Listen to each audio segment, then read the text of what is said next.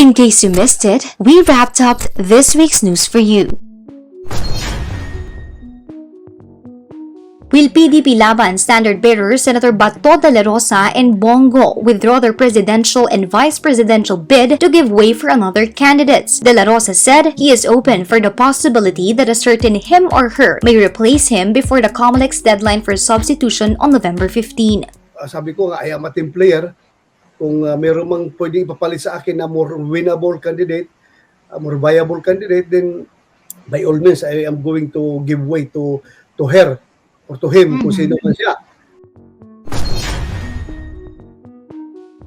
Senator Bong Go hinted of changes about his candidacy for vice president at the heels of Davao City Mayor Sara Duterte's withdrawal of her re-election bid. An emotional Go blamed the dirty nature of politics for the changes that will happen in the next few days. Malalaman nila po sa mga susunod na oras kung mayroong changes po sa mga kakandidato.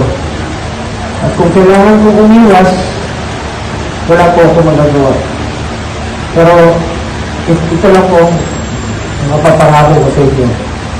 Kahit kapitan, kahit na ordinaryong mamamayan po ako, patuloy po akong magsiservisyo sa aking kapwa. Few days before the COMELEC's deadline for substitution, Mayor Sara Duterte-Carpio withdrew her re-election bid in Davao City. Her youngest brother, the incumbent Vice Mayor Sebastian Duterte, will take her place as a mayoralty candidate instead. Hours after resigning from her local party, hugpong ng pagbabago, Davao City Mayor Sara Duterte-Carpio took her oath as member of Lakas Christian Muslim Democrats or Lakas-CMD. President and House Majority Leader Ferdinand Martin Romualdez and Party Chairperson Senator Bong Revilla witnessed the oath-taking. With this development, Carpio can now substitute for a Lakas-CMD candidate who filed a certificate of candidacy for a national position. Former Presidential Legal Counsel Salvador Panelo suggested to Ferdinand Marcos Jr. to run for Vice President instead as he pushed for the presidential run of Davao City Mayor Sara Duterte-Carpio. In a Facebook video, he said the two politicos should join forces for a formidable tandem in next year's elections. Siguro mag-vice presidente na lang si Bongbong. Kailangan yung Duterte at ang Marcos dahil magkaibigan naman sa politika at saka hindi naman niya binabanatan, kailangan talaga magkakasama tayo. O kung ayaw niya naman mag-vice presidente, siya na mag-cabinet member na lang ni Presidente Sara Duterte. O, hindi ba? Mas maganda pa. Makakatulong siya ng marami.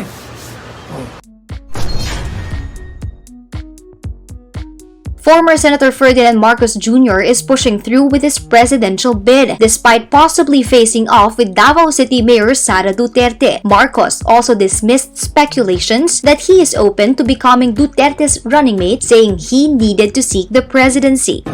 Iyon na naman talaga ang aking paniniwala na ito ang dapat gawin, ito ang tamang gagawin. Kaya kahit anong pang mangyari, hindi ako aatras, hindi ako mag-slide down, hindi ako mag-withdraw, hindi ako lilipat, dito na ako sa PNP at ako yung kandidato bilang Pangulo. The opposition coalition Isang Bayan reportedly plans to add to Vice President Leni Robredo's campaign war chest by delivering dinner to the homes of supporters who are willing to shell out 25,000 pesos. The group is set to hold a fundraising dinner via Zoom on November 16, titled Kakaibang Gabi with Leni. President Rodrigo Duterte has named Police Lieutenant General Jonardo Bernardo Carlos as the next chief of the Philippine National Police. Carlos is set to replace General Guillermo Eliazar on November 13. Philippine Army Commander Lieutenant General Andres Centino was appointed new chief of the Armed Forces of the Philippines. Meanwhile, outgoing PNP chief is set to run as senator under the Lacson-Soto tandem in 2022, as confirmed by Senator Ping Lacson. The government's COVID-19 task force is set to employ a whole-of-government solution to increase demand for COVID-19 vaccination. Starting December 1, all establishments and employers in areas with sufficient supplies of COVID-19 vaccines should require their on-site workers to get the jab. Davao City Mayor Sara Duterte-Carpio is the running mate of Ferdinand Marcos Jr. in the 2022 polls. Marcos Jr.'s Partido Federal ng Pilipinas adopted Duterte-Carpio, who is Lakas-CMD's vice presidential bet. Admin groups believe Marcos-Duterte is a formidable tandem.